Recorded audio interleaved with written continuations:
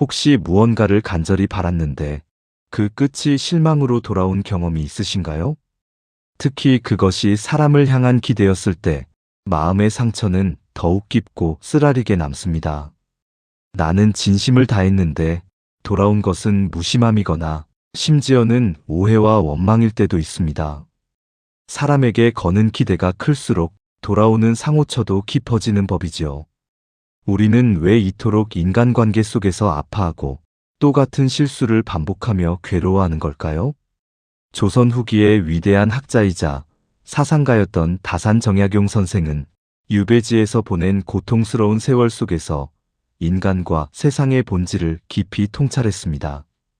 그는 인간관계의 고통 대부분이 사실은 외부의 누군가가 아닌 우리 마음속 세 가지 그림자에서 비롯된다고 말합니다. 오늘 우리는 정약용 선생의 지혜를 통해 이 고통의 뿌리를 잘라내는 세 가지 방법을 이야기해 보려 합니다. 첫째, 사람에 대한 헛된 기대입니다. 둘째, 함부로 내뱉는 가벼운 말입니다. 셋째, 남에게 인정받으려는 마음입니다. 오래전 한 마을에 성품이 곱고 마음이 따뜻한 선비가 살고 있었습니다. 그는 오랜 친구가 재물 문제로 큰 어려움에 처하자 자신의 논밭 문서를 내어주며 아무 조건 없이 그를 도왔습니다. 그저 친구가 다시 일어서는 모습을 보는 것만으로 족하다고 생각했지요.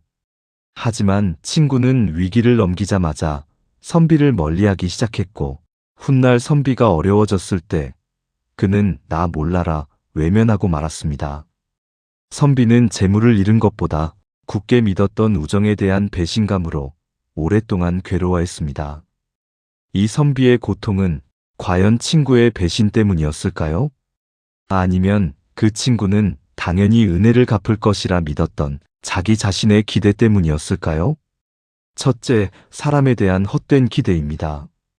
우리가 관계 속에서 느끼는 대부분의 괴로움은 상대방의 행동 그 자체보다 나는 이만큼 했으니 너도 이만큼은 하겠지라는 보이지 않는 계산서에서 시작됩니다. 이것은 일종의 마음의 거래입니다. 나는 나의 시간과 감정, 때로는 재물을 내어주면서 상대방에게 그에 상응하는 감사와 존중, 혹은 언젠가 돌아올 보답을 무의식적으로 요구하는 것이지요. 하지만 정약용 선생은 우리에게 냉철하게 말합니다. 사람의 마음은 나의 마음과 같지 않다고 말입니다. 내가 선의를 베풀었다고 해서 상대방 역시 반드시 선의로 응답해야 할 의무는 없습니다.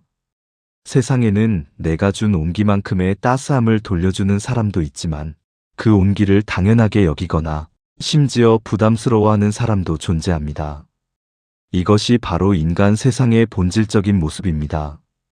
어느 회사에 박 부장이라는 사람이 있었습니다. 그는 평생을 성실하게 일해온 사람이었고 사람들에게 베푸는 것을 좋아하는 성품이었습니다. 그에게는 이제 막 사회생활을 시작한 조카가 하나 있었는데 그는 자신의 인맥을 총동원해 조카를 좋은 자리에 추천해 주었습니다. 박 부장의 마음속에는 작은 기대가 있었습니다. 내가 이렇게까지 도와주었으니 이 녀석이 나를 아버지처럼 따르고 명절에는 잊지 않고 찾아와 감사 인사를 하겠지. 그는 조카가 회사의 든든한 자기 사람이 되어주리라 믿었습니다. 하지만 조카의 생각은 달랐습니다. 그는 삼촌의 도움에 감사했지만 그것을 평생 갚아야 할 빚으로는 여기지 않았습니다. 그는 회사 생활에 적응하며 자신의 인맥을 만들었고 자신의 성공을 위해 바쁘게 살아갔습니다. 명절에는 친구들과의 약속을 우선시했고 박 부장에게는 짧은 안부 문자 하나를 보내는 것이 전부였습니다. 심지어 몇 년 뒤 더 좋은 조건의 다른 회사로 옮기면서 박 부장에게는 통보하듯 짧게 알렸습니다. 박 부장은 하늘이 무너지는 듯한 배신감을 느꼈습니다. 내가 너를 어떻게 키웠는데 네가 나에게 이럴 수 있느냐? 그는 조카를 만날 때마다 서운함을 토로했고 그럴수록 조카는 그를 더욱 부담스러워하며 피하기 시작했습니다. 결국 둘의 관계는 돌이킬 수 없을 만큼 멀어지고 말았습니다. 이 이야기 속에서 잘못은 누구에게 있을까요? 조카가 은혜를 모르는 사람이라고 비난하기는 쉽습니다. 하지만 정약용 선생의 관점에서 본다면 고통의 더 큰 씨앗은 박 부장의 마음속에 있었습니다.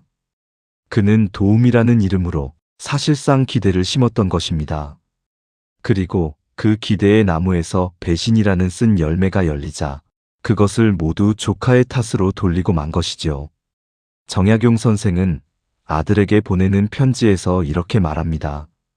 남에게 베풀 때는 그것이 아무리 큰 도움이라 할지라도 마치 강물에 조약돌 하나를 던지는 것처럼 무심해야 한다. 강물은 조약돌을 품고 그저 흘러갈 뿐 조약돌에게 무언가를 요구하지 않습니다. 우리의 선애 또한 그러해야 한다는 뜻입니다. 기대를 버린다는 것은 인간에 대한 희망을 버리라는 뜻이 아닙니다. 오히려 그 반대입니다. 상대방을 내가 만든 틀 안에 가두지 않고 있는 그대로의 모습으로 존중하고 바라보겠다는 선언입니다. 그 사람이 어떤 선택을 하든 그것은 그의 인생이고 그의 몫입니다. 나의 역할은 그저 내가 할 수 있는 것을 내가 하고 싶을 때 아무런 대가 없이 하는 것에서 멈추어야 합니다. 그렇다면 우리는 이 헛된 기대를 어떻게 버릴 수 있을까요? 첫째로, 주고받음의 관점을 버려야 합니다. 관계는 투자가 아닙니다. 내가 들인 시간과 노력이 언젠가 이자로 돌아올 것이라는 생각을 버려야 합니다. 마치 정원을 가꾸는 농부의 마음과 같아야 합니다. 농부는 씨앗을 심고 물을 주지만 모든 씨앗이 싹을 틔우리라 기대하지 않습니다. 그저 묵묵히 자신이 할 일을 할 뿐입니다. 싹이 트면 감사한 것이고 트지 않아도 실망하지 않습니다. 사람 관계도 마찬가지입니다. 우리는 그저 관계라는 밭에 진심이라는 씨앗을 뿌릴 뿐입니다. 그 이후의 결과는 하늘의 뜻이며 상대방의 몫입니다. 둘째로, 사람의 본성은 변하기 어렵다는 사실을 인정해야 합니다. 정약용 선생은 목민심서에서 관리들을 평가할 때 그 사람의 본래 성정과 능력을 있는 그대로 파악하는 것이 가장 중요하다고 강조했습니다. 이것은 개인의 관계에서도 마찬가지입니다. 우리는 종종 내가 이만큼 잘해주면 저 사람의 무심한 성격도 변하겠지라고 착각합니다. 하지만 사람은 쉽게 변하지 않습니다. 이기적인 사람은 계속 이기적일 가능성이 높고 무책임한 사람은 계속 무책임할 가능성이 높습니다.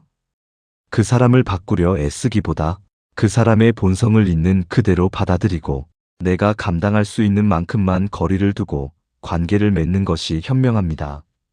셋째로, 나의 행복의 중심을 타인이 아닌 나에게 두어야 합니다. 타인의 인정이나 감사, 보답이 있어야만 내 삶이 행복해진다고 믿는 순간 우리는 관계의 노예가 됩니다.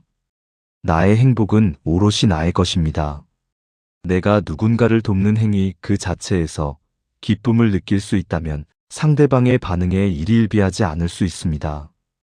박 부장이 조카의 성공 그 자체를 자신의 도움에 대한 보답이라 생각하며 기뻐했다면 그는 배신감을 느끼는 대신 조카의 인생을 멀리서나마 응원해주는 넉넉한 어른으로 남을 수 있었을 것입니다. 기대를 내려놓는 것은 관계를 포기하는 것이 아닙니다. 오히려 불필요한 감정의 짐을 내려놓고 관계를 더욱 건강하고 자유롭게 만드는 시작입니다. 상대에게 아무것도 바라지 않을 때 우리는 비로소 그 사람을 순수하게 사랑하고 존중할 수 있게 됩니다. 그리고 아주 가끔 예상치 못한 순간에 돌아오는 작은 감사와 따뜻한 마음이 기대하지 않았기에 더욱 큰 기쁨으로 다가올 것입니다. 이것이 바로 정약용 선생이 말하는 헛된 기대를 버림으로써 얻게 되는 진정한 마음의 평화입니다. 둘째, 함부로 내뱉는 가벼운 말입니다. 말 한마디에 천냥 빚을 갚는다는 속담이 있지만 반대로 말 한마디가 평생 쌓아온 공든 탑을 무너뜨리기도 합니다. 인간관계의 많은 비극은 악의적인 의도보다는 생각 없이 던진 한두 마디의 가벼운 말에서 시작되는 경우가 훨씬 많습니다. 정약용 선생은 말의 중요성을 누구보다 깊이 깨달았던 인물입니다. 그는 자식들에게 보내는 편지에서 입과 혀를 다스리는 것을 학문이 가장 중요한 첫걸음으로 삼으라고 거듭 강조했습니다. 그는 말이란 한 사람의 인격과 내면의 깊이를 담아내는 그릇과도 같다고 보았습니다. 그릇이 얕고 깨져 있으면 아무리 좋은 것을 담으려 해도 금세 새어나가고 맙니다. 마찬가지로 입이 가볍고 말이 거친 사람은 아무리 많은 지식을 쌓고 선한 의도를 가졌다 해도 결코 다른 이들의 존중과 신뢰를 얻을 수 없습니다. 어느 작은 관청에 성실하고 능력은 있으나 유독 입이 가벼워 주변 사람들을 불편하게 만드는 사람이 있었습니다. 그는 사람들과 어울리는 것을 좋아했고 대화의 중심에 서고 싶은 마음에 자신이 들은 이야기를 조금씩 부풀려 전하는 버릇이 있었습니다. 그는 결코 악의를 가지고 한 행동이 아니었습니다. 그저 대화의 분위기를 띄우고 자신이 많은 것을 알고 있다는 것을 보여주고 싶은 가벼운 마음에서 시작된 것이었지요. 한 번은 새로 부임한 사또에 대한 소문을 듣게 되었습니다. 새로운 사또께서 예전에 큰 실수를 해서 좌천되었다더라. 사실 확인이 되지 않은 뜬 소문이었지만 그는 동료들과의 술자리에서 마치 자신이 직접 본 것처럼 이야기를 꺼냈습니다. 내가 듣기로는 말이야, 새 사또 양반이 예전에 뇌물 사건에 연루되어서 여기 한직으로 밀려난 것이라고 하더군. 이야기는 순식간에 살이 붙어 퍼져나갔습니다. 누군가는 그가 부정한 재물을 탐하는 사람이라고 말했고 또 누군가는 그가 성품이 포악하여 백성을 괴롭혔다고 말했습니다. 소문은 돌고 돌아 사또의 귀에까지 들어가게 되었습니다. 사또는 크게 노했습니다. 그는 과거에 억울한 모함에 휘말렸다가 오랜 고생 끝에 누명을 벗고 겨우 재기에 성공한 참이었습니다. 자신의 가장 아픈 상처를 건드린 소문의 근원지를 찾아 나섰고 결국 말을 처음 옮긴 사람이 바로 그 관원이었음이 밝혀졌습니다. 그는 사또 앞에 불려가 호된 질책을 받았고 동료들로부터는 신뢰할 수 없는 사람으로 낙인 찍혔습니다. 그는 억울함을 호소했습니다. 저는 그저 들은 이야기를 전했을 뿐입니다. 나쁜 뜻은 정말 없었습니다. 하지만 이미 엎질러진 물이었고 그의 가벼운 말 한마디는 한 사람의 명예에 씻을 수 없는 상처를 남겼고 자신의 인생에도 큰 오점을 남기고 말았습니다. 정약용 선생은 이러한 상황을 미리 경고하듯 말했습니다. 입은 사람을 해치는 도끼요, 혀는 사람을 베는 칼이다. 우리는 종종 눈에 보이는 칼이나 창만 무서워하지만 보이지 않는 말의 칼날이 얼마나 더 깊고 오래가는 상처를 남기는지 잊고 삽니다. 육체의 상처는 시간이 지나면 아물지만 말로 입은 마음의 상처는 평생 흉터로 남아 사람을 병들게 하고 관계를 파괴합니다. 그렇다면 우리는 왜 이토록 가벼운 말의 유혹에 쉽게 빠지는 걸까요? 첫째는 침묵을 견디지 못하기 때문입니다. 사람들과의 대화에서 어색한 침묵이 흐르면 많은 사람들이 불안감을 느낍니다. 그리고 그 공백을 메우기 위해 굳이 하지 않아도 될 말, 검증되지 않은 이야기, 남의 험담 등을 꺼내놓곤 합니다. 하지만 정약용 선생은 오히려 침묵의 가치를 높이 평가했습니다. 현명한 사람은 말을 아끼고 오히려 깊은 침묵 속에서 상대의 말을 경청하고 상황을 파악합니다. 말을 많이 한다고 해서 유능해 보이는 것이 아니라 오히려 필요한 순간에 정확하고 무게 있는 말을 하는 사람이 진정한 신뢰를 얻습니다. 둘째는 자신이 더 많은 것을 알고 있다는 우월감을 느끼고 싶기 때문입니다. 남들이 모르는 비밀스러운 정보를 알고 있다는 사실은 짜릿한 쾌감을 줍니다. 이것을 다른 사람에게 은밀히 알려주면서 마치 자신이 특별한 존재가 된 것 같은 착각에 빠집니다. 하지만 이것은 모래 위에 성을 쌓는 것과 같습니다. 비밀을 공유함으로써 얻는 일시적인 유대감은 그 비밀이 새어나가는 순간 배신감과 불신으로 바뀌고 맙니다. 진정한 관계는 비밀을 공유하는 것이 아니라 서로의 허물을 덮어주고 지켜주는 믿음 위에서 자라납니다. 셋째는 자신의 자랑을 늘어놓고 싶은 욕심 때문입니다. 정약용 선생은 자식들에게 자신의 공로나 업적을 스스로 자랑하는 것을 가장 경계하라고 가르쳤습니다. 진정한 가치는 스스로 빛나는 것이지 입으로 떠든다고 해서 만들어지는 것이 아닙니다. 끊임없이 자신의 업적을 자랑하는 사람은 주변의 시기와 질투를 불러일으킬 뿐입니다. 오히려 자신을 낮추고 겸손한 태도를 보일 때 사람들은 자연스럽게 그를 존경하고 따르게 됩니다. 나의 공로는 다른 사람의 입을 통해 알려질 때 비로소 진정한 가치를 인정받는 법입니다. 이처럼 파괴적인 가벼운 말을 우리는 어떻게 다스려야 할까요? 정약용 선생은 생각하고 또 생각한 뒤에 말하라고 조언합니다. 말이 혀끝에서 맴돌 때 곧바로 뱉어내지 말고 마음속에서 최소한 3번은 걸러내는 습관을 들여야 합니다. 이 말이 과연 사실인가? 이 말을 지금 꼭 해야 하는가? 이 말을 했을 때 듣는 사람의 마음은 어떨까? 이 3가지 질문을 스스로에게 던져보는 것만으로도 우리는 수많은 실수를 막을 수 있습니다. 또한 남의 단점에 대해 말하기보다는 장점을 찾아 칭찬하는 습관을 들여야 합니다. 험담은 또 다른 험담을 낳는 악순환의 시작입니다. 하지만 칭찬은 긍정적인 에너지를 만들어내고 관계를 더욱 돈독하게 만듭니다. 누군가의 흠을 발견했을 때 그것을 지적하고 싶은 유혹을 참고 오히려 그 사람의 좋은 점을 찾아 한마디 건네는 노력이 필요합니다. 마지막으로 들어주는 사람이 되어야 합니다. 훌륭한 대화는 말을 잘하는 것에서 오는 것이 아니라 잘 들어주는 것에서 시작됩니다.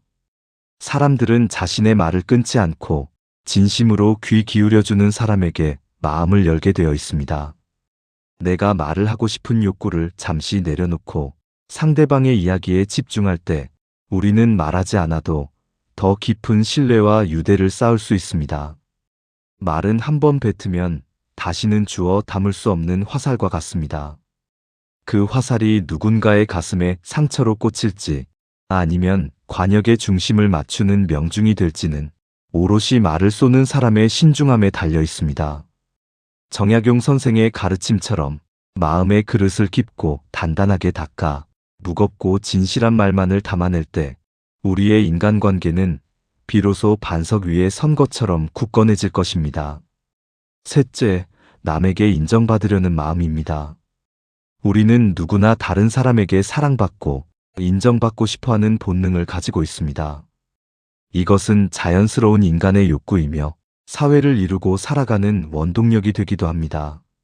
하지만 이 욕구가 지나쳐 내 삶의 주인이 내가 아닌 타인의 시선과 평가가 되어버리는 순간 우리는 깊은 고통의 늪에 빠지게 됩니다. 정약용 선생의 삶 자체가 이 인정 욕구에서 벗어나는 것이 얼마나 중요한지를 보여주는 위대한 증거입니다. 그는 당대 최고의 학자로서 정조 임금의 깊은 신임을 받았고 나라의 중요한 정책을 결정하는 핵심적인 인물이었습니다. 세상의 모든 인정과 부러움을 한몸에 받았다고 해도 과언이 아니었지요. 하지만 정조가 세상을 떠나자 마이너스자 그는 반대파의 모함으로 하루아침에 역적이 되어 머나먼 강진으로 유배를 떠나게 됩니다. 만약 정약용 선생이 타인의 인정에 목숨을 거는 사람이었다면 그의 삶은 그 유배지에서 절망과 원망으로 끝났을 것입니다. 세상의 모든 영광을 잃고 가장 비참한 나락으로 떨어진 자신의 신세를 한탄하며 술과 눈물로 세월을 보냈을지도 모릅니다. 하지만 그는 달랐습니다. 그는 세상이 자신을 버렸다고 좌절하는 대신 오히려 자신에게 주어진 고독의 시간을 내면을 갈고 닦는 기회로 삼았습니다. 그는 유배지에서 무려 500여 권에 달하는 방대한 저수를 남겼습니다. 목민심서, 경세유표, 흠음신서 등 오늘날까지도 우리에게 깊은 지혜를 주는 위대한 책들이 바로 그 절망의 시간 속에서 태어난 것입니다. 그는 더 이상 임금의 인정이나 동료들의 평가를 위해 글을 쓰지 않았습니다. 오직 스스로의 양심과 학문적 진실, 그리고 후세에 남길 올바른 도리를 위해 붓을 들었습니다. 그는 타인의 시선이라는 감옥에서 벗어나 비로소 자기 자신만의 주인이 되었던 것입니다. 우리 주변에도 이런 사람들을 흔히 볼 수 있습니다. 다른 사람들의 부탁을 거절하지 못해 늘 자신의 시간을 희생하며 힘들어하는 사람. 모임에 가서 분위기를 맞추기 위해 하고 싶지 않은 말을 하고 가고 싶지 않은 자리에 억지로 앉아 있는 사람. 자신이 진정으로 원하는 것이 무엇인지도 모른 채 그저 부모님이나 사회가 정해놓은 성공의 기준에 맞춰 살아가느라 번아웃을 겪는 사람. 이 모든 고통의 뿌리에는 착한 사람 증후군, 즉 남에게 미움받고 싶지 않고 모두에게 좋은 사람으로 인정받고 싶은 마음이 자리 잡고 있습니다. 한 젊은 화가가 있었습니다. 그녀는 자신만의 독특한 화풍으로 그림을 그리는 것을 좋아했습니다. 그녀의 그림은 조금 어둡고 기이했지만 자신의 내면을 솔직하게 표현한 진실된 작품들이었습니다. 하지만 사람들의 반응은 엇갈렸습니다. 어떤 이들은 그녀의 독창성을 칭찬했지만 많은 사람들은 그림이 너무 난해하고 우울하다며 혹평했습니다. 그녀는 사람들의 비판에 큰 상처를 받았습니다. 내 그림이 틀린 것일까? 사람들이 좋아해주는 그림을 그려야 하는 걸까? 그녀는 고민 끝에 자신의 화풍을 버리고 대중들이 좋아할 만한 밝고 화사한 풍경화를 그리기 시작했습니다. 그녀의 새로운 그림들은 좋은 평가를 받았습니다. 전시회는 성공했고 그림도 예전보다 훨씬 잘 팔렸습니다. 모두가 그녀의 성공을 축하해 주었습니다. 하지만 정작 그녀는 조금도 행복하지 않았습니다. 붓을 들 때마다 자신이 마치 가면을 쓰고 연기를 하는 배우가 된 것 같았습니다. 그림을 그리는 즐거움은 사라지고 이번 그림은 사람들이 좋아할까? 라는 불안감만이 그녀를 짓눌렀습니다. 결국 그녀는 붓을 꺾고 더 이상 그림을 그리지 못하게 되었습니다. 타인의 인정을 얻었지만 정작 자기 자신을 잃어버리고 만 것입니다. 정약용 선생은 우리에게 묻습니다. 그대는 누구를 위해 사는가? 세상 모든 사람을 만족시키려는 노력은 마치 밑 빠진 독에 물을 붓는 것과 같습니다. 결코 채워질 수 없는 헛된 노력일 뿐입니다.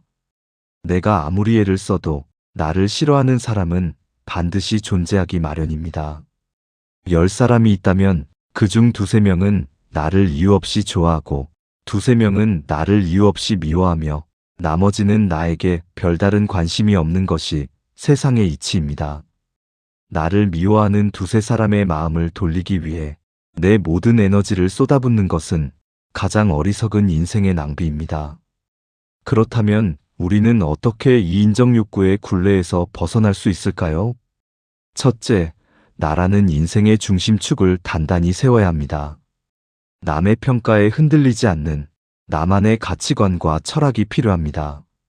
내가 무엇을 할 때 가장 행복한지, 어떤 삶을 살고 싶은지, 무엇이 옳고 그른지에 대한 기준이 외부가 아닌 내 안에 있어야 합니다. 이 중심축이 바로 서 있는 사람은 태풍이 불어와도 잠시 흔들릴지언정 결코 뿌리 뽑히지 않습니다. 정약용 선생이 18년의 유배 생활을 견뎌낼 수 있었던 힘도 바로 이 내면의 굳건한 중심축 덕분이었습니다. 둘째, 비판과 비난을 구분하는 지혜를 길러야 합니다. 나의 성장에 도움이 되는 건강한 비판은 겸허하게 받아들여야 합니다. 하지만 아무런 근거 없이 나라는 사람 자체를 깎아내리려는 악의적인 비난은 단호하게 무시하고 마음에서 흘려보내야 합니다. 모든 화살을 다 내 가슴으로 받을 필요는 없습니다. 나를 향해 날아오는 말들을 가만히 들여다보고 독이 묻은 화살은 피하고 약이 되는 조언은 감사히 받는 분별력이 필요합니다. 셋째, 거절하는 용기를 연습해야 합니다. 모든 사람에게 좋은 사람이 되려는 욕심을 버려야 합니다. 내가 할 수 없는 일, 하고 싶지 않은 일에 대해서는 정중하지만 단호하게 아니오라고 말할 수 있어야 합니다. 처음에는 상대방이 서운해할까봐 두려울 수 있습니다. 하지만 진정한 관계는 나의 거절을 존중해주는 관계입니다. 나의 거절 한 번에 쉽게 등을 돌리는 사람이라면 어차피 오래가지 못할 인연이었을 뿐입니다. 건강한 거절은 나의 시간과 에너지를 지키는 최소한의 방어막입니다. 타인의 인정은 잠시 우리를 기분 좋게 만드는 달콤한 사탕과 같습니다. 하지만 그것만으로 배를 채울 수는 없습니다. 우리의 영혼을 살찌우는 진짜 양식은 바로 자기 자신에 대한 깊은 이해와 스스로를 믿고 사랑하는 마음에서 나옵니다. 세상이 나를 알아주지 않아도 나는 나의 길을 묵묵히 걸어가겠다는 단단한 마음. 그 마음 하나만 있다면 우리는 더 이상 타인의 시선에 휘둘리지 않고 온전한 나의 인생을 살아갈 수 있습니다. 정약용 선생이 캄캄한 유배지에서 오히려 가장 빛나는 학문적 업적을 이뤄냈던 것처럼 말입니다. 오늘 우리는 정약용 선생의 지혜를 통해 인간관계의 고통을 낳는 세 가지 마음의 뿌리를 살펴보았습니다. 첫째, 내 마음대로 되기를 바라는 헛된 기대. 둘째, 생각 없이 내뱉는 가벼운 말.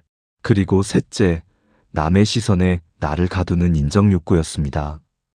이 세 가지는 모두 외부의 누군가가 아닌 우리 자신의 마음 속에서 자라나는 독초와 같습니다. 기대를 버리면 자유를 얻고, 말을 다스리면 신뢰를 얻으며, 인정 욕구를 내려놓으면 나 자신을 얻게 됩니다. 여러분, 지금 여러분의 마음을 가장 무겁게 짓누르는 것은 이 세 가지 중 무엇인가요? 그리고 그 고통의 뿌리를 잘라내기 위해 오늘 당장 내가 할 수 있는 작은 실천은 무엇일까요? 세상 모든 관계의 시작과 끝은 결국 나 자신으로 돌아옵니다. 스스로의 마음을 먼저 고요하고 평화롭게 다스릴 때 세상을 바라보는 우리의 눈도, 사람을 대하는 우리의 마음도 한결 너그럽고 지혜로워질 것입니다.